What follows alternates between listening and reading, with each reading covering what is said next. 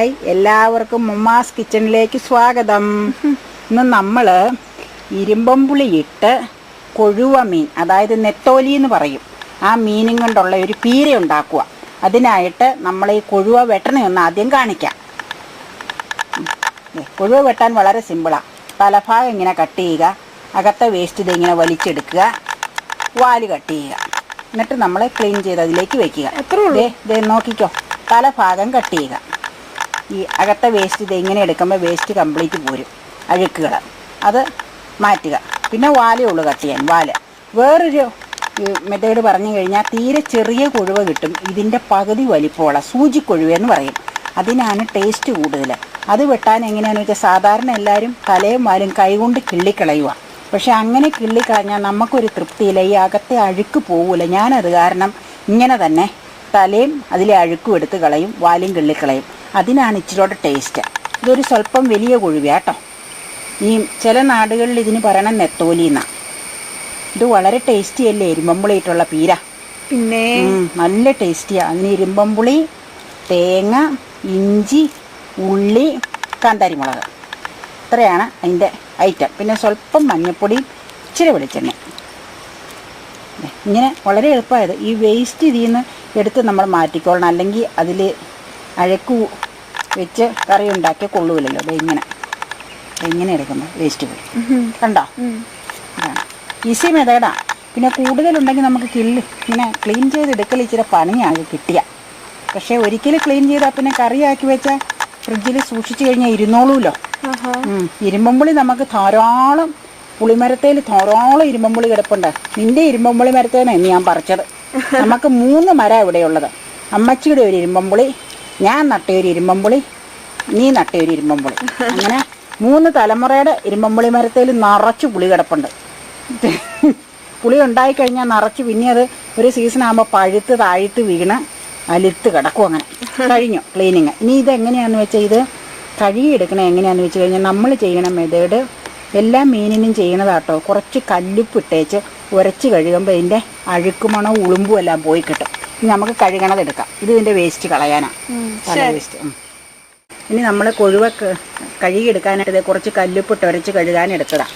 കല്ലുപ്പിട്ട് ഉരച്ച് നീറ്റായിട്ട് 1 ടൈം കല്ലുപ്പിട്ടിങ്ങനെ ഉരച്ച് വൃത്തിയാക്കി എടുക്കുക. എന്നിട്ട് വെള്ളം ഒഴിച്ച് കഴുകുക. പിന്നെ ഒരു 3-4 ട്രിപ്പ് സാധാ വെള്ളം ഒഴിച്ച് കഴുകുക. അപ്പം നല്ല വെള്ളി പോലെ വെളുത്ത് കിട്ടും, ക്ലീനാവും, എല്ലാ അഴുക്കും ഉളുമ്പും പോയും കിട്ടും. ഇതാണ് നമ്മുടെ മെത്തേഡ്. കണ്ടോ?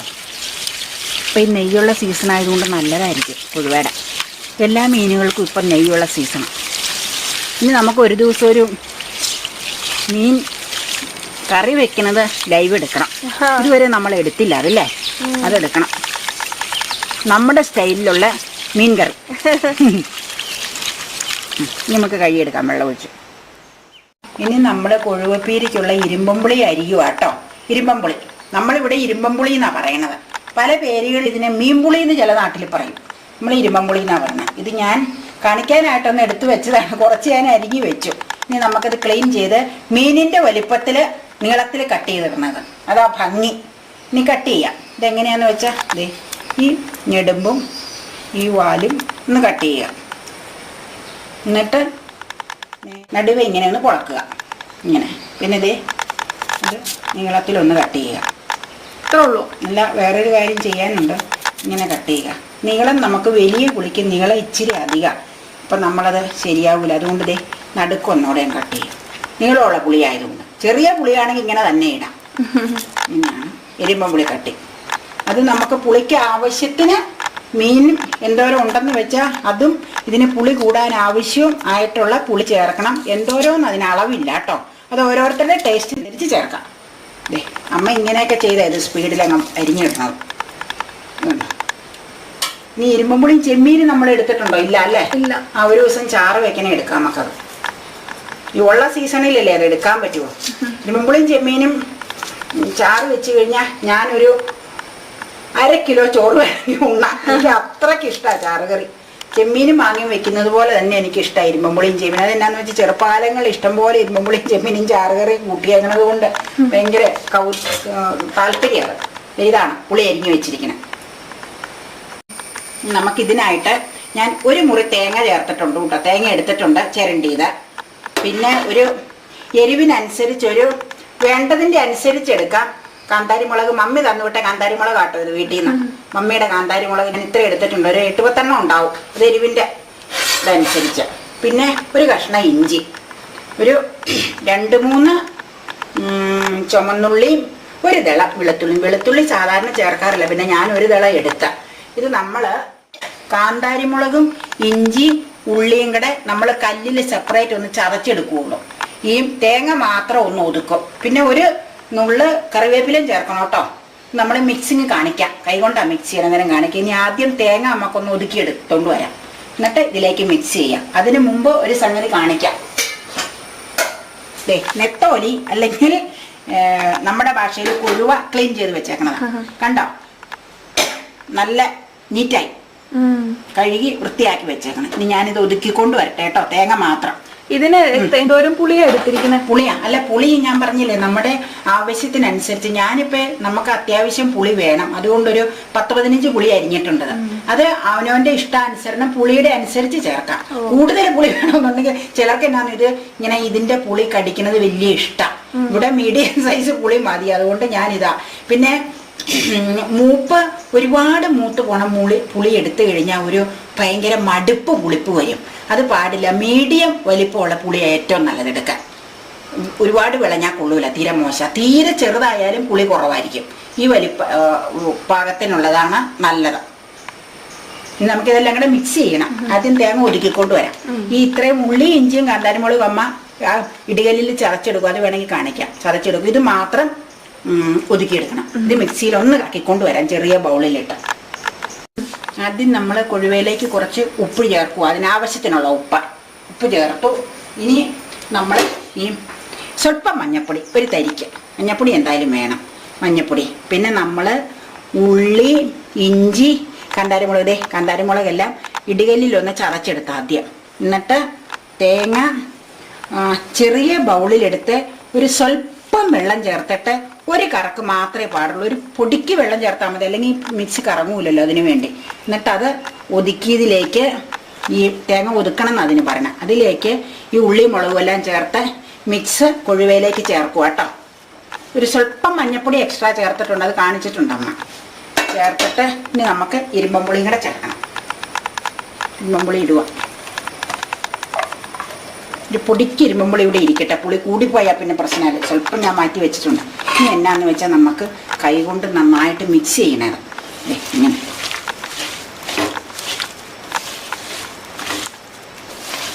കൊഴുവയിലുള്ള മുള്ള വളരെ സോഫ്റ്റ് ആയിട്ടിരിക്കുന്നത് കൊണ്ട് അത് കഴിയുമ്പോൾ ഇതിലേക്ക് അങ്ങ് അലങ്ങി ചേർന്നോളൂ. അപ്പോൾ ഇതിനെ മുള്ളു മാറ്റിയെടുക്കാൻ നമുക്ക് പറ്റൂല കൊഴുവയുടെ എന്തായാലും. അപ്പം മുള്ളിതിലിരിക്കും കേട്ടോ. അത് കടിക്കുമ്പോൾ ഞെനേരൂന്നിരിക്കും. സോഫ്റ്റ് ആയതുകൊണ്ട് കുഴപ്പമില്ല. ഉപ്പൊന്ന് നോക്കട്ടെ കേട്ടോ അമ്മ. ഉപ്പൊന്ന് നോക്കട്ടെ. ഇച്ചിരി ഉപ്പോടെ, പൊടിക്ക് ഉപ്പോടെ ചേർക്കാം. ഉപ്പ് ഇച്ചിരി കുറവുണ്ട്.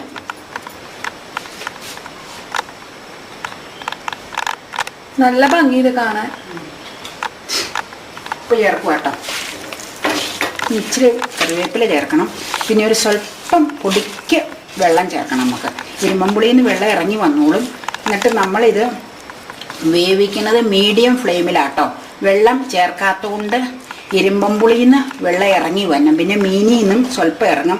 ഒരു പൊടിക്ക് വെള്ളം നമുക്ക് ചേർത്തേക്കാം. അപ്പോൾ ഫുൾ ഫ്ലെയിമിൽ വെച്ച് കഴിഞ്ഞാൽ വെള്ളം അങ്ങ് വറ്റിയും പോവും. സാധനം ചിലപ്പോൾ വേവോയില്ല. അപ്പം ഒരു ഇച്ചിരി വെള്ളം ഒതുക്കിയതിൻ്റെ വെള്ളം മിക്സി കഴുകിക്കൊണ്ട് വരാം. സ്വല്പം വെള്ളമുണ്ട്, അത് ഇതിലേക്ക് ചേർക്കും കേട്ടോ. കുറച്ച് മതി, വേഗം വേവും. കൊഴിഞ്ഞ് ഒരുപാട് പോയാൽ കൊള്ളും. ഇത് മതിയാവും. ഇനി നമുക്ക് ഗ്യാസ് ഓൺ ചെയ്ത് മീഡിയം ഫ്ലെയിമിലിട്ട് അങ്ങ് വേവിക്കാം.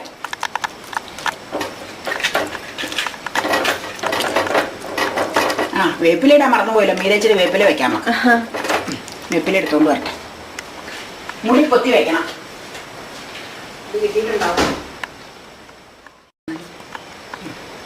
കറിവേപ്പില ഇട്ടു. ഇനി നമുക്കിത് അടച്ചു വെക്കണം. എന്നിട്ട് നമുക്ക് ഒരു സ്വല്പ സമയം കഴിയുമ്പോൾ ഒന്ന് ഇളക്കി കൊടുക്കണം. ചിക്കി ഇളക്കി കാണിക്കാതെ.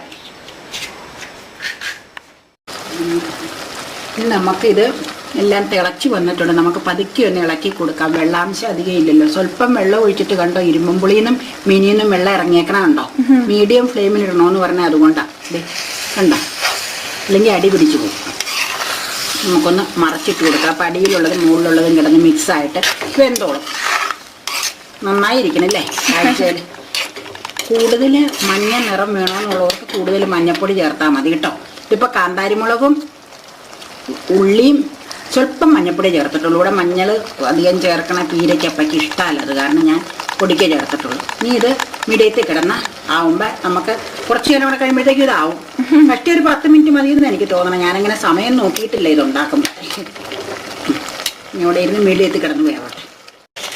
ഒരു സവോള ഉള്ളി നമ്മൾ ചെറുതായിട്ട് അരിഞ്ഞ് ഇതിലേക്ക് ചേർക്കണം. എന്തിനാണെന്ന് വെച്ചാൽ ഒരു ടേസ്റ്റ്, എക്സ്ട്രാ ടേസ്റ്റിന് വേണ്ടിയാണ് സവോള ഉള്ളി കുനുകുനുന്ന് അരിഞ്ഞതിലേക്ക് ചേർക്കുക. സവോളയ്ക്ക് വേവ് കുറവല്ലേ.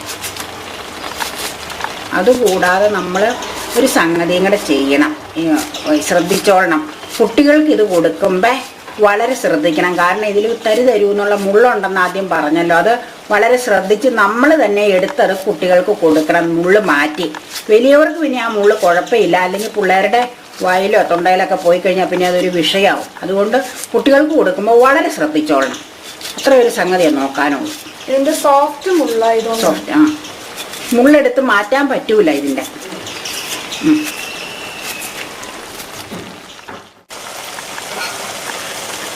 ഇനി നമ്മുടെ കൊഴുവപ്പീര ഏതാണ്ട് ഫൈനൽ സ്റ്റേജിലേക്ക് വന്നു. അതായത് നമ്മൾ ഇതിൽ നിന്ന് ഇറങ്ങിയ വെള്ളവും നമ്മളൊരു സ്വല്പം വെള്ളം ഒഴിച്ചതൊക്കെ വറ്റി വന്നേണ്ട ഒരു പൊടിക്ക് വറ്റിയാൽ മതി. ഇതേ കണ്ട വെള്ളം വറ്റിയേക്കണോ, നോക്കുമ്പോൾ അറിയാം. കണ്ട പൊടിക്ക് വെള്ളം ഇരിക്കണം, ഇച്ചിരി കുഴഞ്ഞിരിക്കണം, അതാണ് ടേസ്റ്റ്. ഈ ഡ്രൈ ആവണമെന്നുള്ളവർ കംപ്ലീറ്റ് വെള്ളം അങ്ങ് വാർപ്പിച്ചെടുത്താൽ മതി. അപ്പോൾ പറയും ഇച്ചിരി നനവ് വേണമെന്ന്. എപ്പോഴും ഉണങ്ങിയിരുന്ന ഒരു സുഖമില്ലായിരുന്നു ഇതിൽ പിടിക്കാനായിട്ട്. പിന്നെ ഇതിൻ്റെ ഒരു പ്രത്യേകത അല്ല, വേറൊരു ഇത് പറയാനുള്ളത് ഒരു ചെറിയ ടിപ്പാണ്. ഇരുമ്പുളിയുടെ പുളി ഇതിലേക്ക് കൊഴുവയിലേക്ക് ഇറങ്ങി വരാൻ ഇത് വെന്ത് കഴിഞ്ഞ് നമ്മൾ ടേസ്റ്റ് ചെയ്ത് നോക്കുമ്പോൾ പുളി ചിലപ്പോൾ ഇറങ്ങിയിട്ടുണ്ടാവില്ല. ഒരു അരമണിക്കൂർ അല്ലെങ്കിൽ ഒരു മണിക്കൂർ ഇരിക്കുമ്പോഴത്തേക്കും, നമ്മളിപ്പോൾ ഒരു 11 മണിക്ക് ഉണ്ടാക്കി ഉച്ചയ്ക്ക് 1 മണിയാകുമ്പോൾ ഉണ്ണാറാകുമ്പോഴത്തേക്കും പുളി കറക്റ്റായിട്ട് അതിലേക്ക് ഇറങ്ങിക്കോളും.